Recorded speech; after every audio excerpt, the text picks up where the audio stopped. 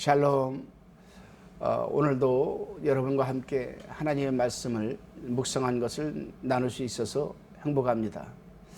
여러분, 이 묵상한 것을 우리가 나누기 전에 또 듣기 전에 보기 전에 먼저 여러분들이 본문에 해당하는 성경 말씀을 한번 읽고 나서 그러고 나서 이 묵상한 것을 나누면은 더 은혜가 크리라 생각합니다. 이해도 빠르고.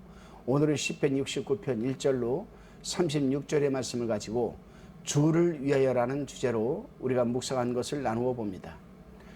본 시편은 22편 다음으로 신약성경에서 가장 많이 인용되고 있을 만큼 비중이 있는 시입니다. 예를 들어 몇 가지만 살펴보면 4절 말씀은 요한복음 15장 25절에서 인용을 하였고, 본문 9절 말씀을 요한복음 2장 17절에서 또한 인용을 하였습니다.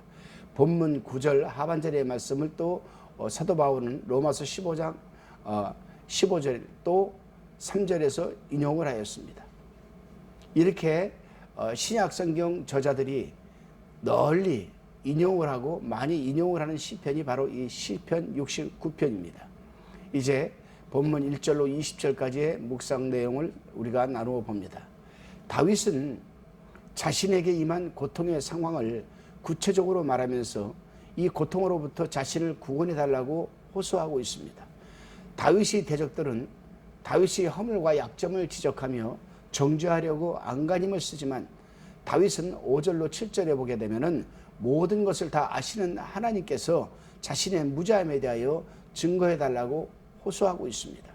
그런데 우리가 주목해 보아야 할 구절은 바로 본문 7절 말씀입니다.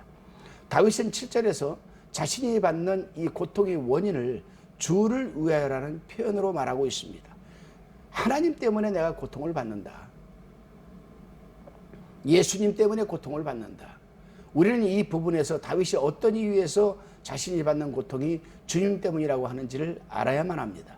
왜냐하면 고통의 원인을 아무런 이유 없이 하나님 때문이라고 한다면 그 파장은 오늘날 우리에게까지 미치기 때문이고, 다윗이 의식 없이 횡설수설하는 자가 되어버리기 때문입니다. 그렇다면 다윗의 의도는 무엇인가? 무엇 때문에 다윗이 주를 위하여 라고 말을 했을까? 지금 자신이 받는 고통과 환난과 그 어려움이 하나님 때문이라는 겁니다. 이 부분을 이해하기 위해서는 다윗의 신앙과 당시의 형편을 우리는 살펴보아야 합니다. 다윗은 5절에서 자신의 결백함을 고백하였습니다.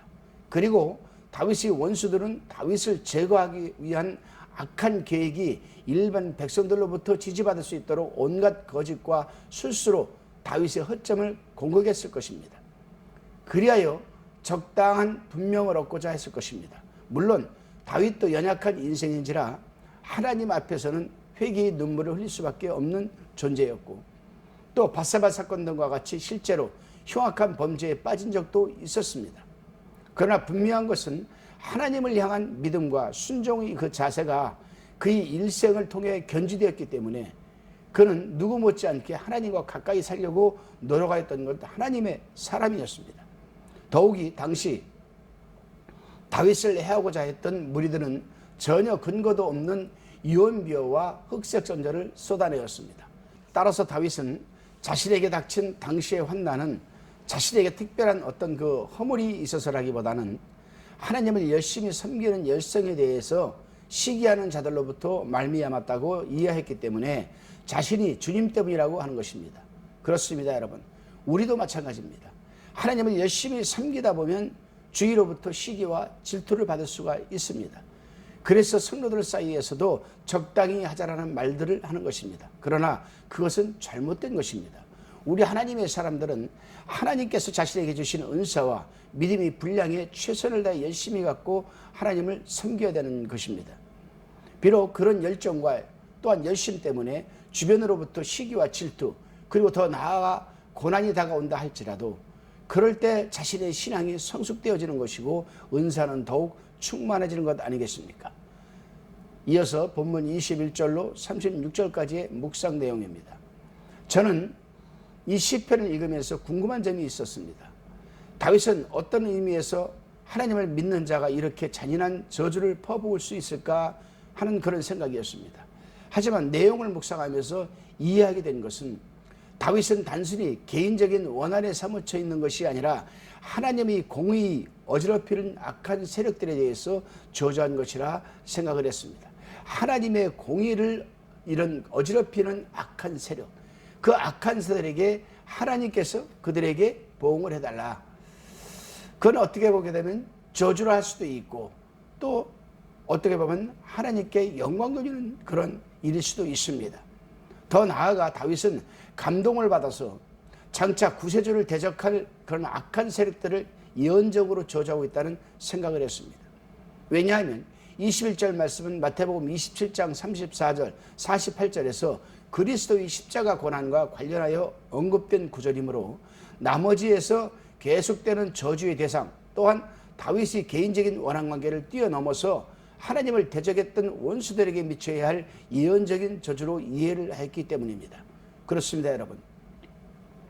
우리는 이 시편 29절 이하를 보면 다윗이 기쁨을 회복하는 것을 볼 수가 있습니다. 우리 또한 마찬가지 아니겠습니까? 우리가 하나님을 믿는 사람들의 기쁨의 근원은 외적인 환경의 변화에만 있는 것이 아니라 궁극적으로 하나님을 바라보는 것으로 가능한 것이기 때문에 고난의 상황에서 선취적인 믿음으로서 기뻐할 수 있는 것입니다. 하나님께서 사랑하시는 성도 여러분, 오늘 하루도 마찬가지입니다. 우리가 살아가는 사회 이 현장에서 하나님을 위해서 내가 고난을 당할 수 있다면, 하나님 때문에 하나님의 일을 하다가 우리가 어려움을 당할 수 있다면 그것은 우리가 얼마든지 넉넉하게 감당할 수 있는 겁니다. 오늘 하루도 그런 하루가 되시기를 바랍니다. 기도드리시겠습니다. 주님, 눈만 뜨면 죄와 악이 난무하는 이 세상에서 우리 하나님의 사람들은 어떻게 살아가야 하겠습니까? 분명한 것은 우리에게 주신 믿음의 선물을 세상에 동화되지 않도록 지켜야 하고 희석되지 않도록 더욱 굳센 믿음으로 승화시켜야 하는데 우리는 너무 연약하기만 합니다. 우리를 붙들어 주시고 지켜주시고 도와주시옵소서. 기쁨과 평안의 근거인 하나님을 더욱 신뢰하게 도와주셔서 우리가 당하는 환난이나 장차 당하게 될 고난들은 우리를 고민케 할 수 있을지는 몰라도 근원적으로 우리를 흔들리지 못하게 하옵소서. 언제나 함께 하시는 예수 그리스도 이름으로 기도드리옵나이다. 아멘.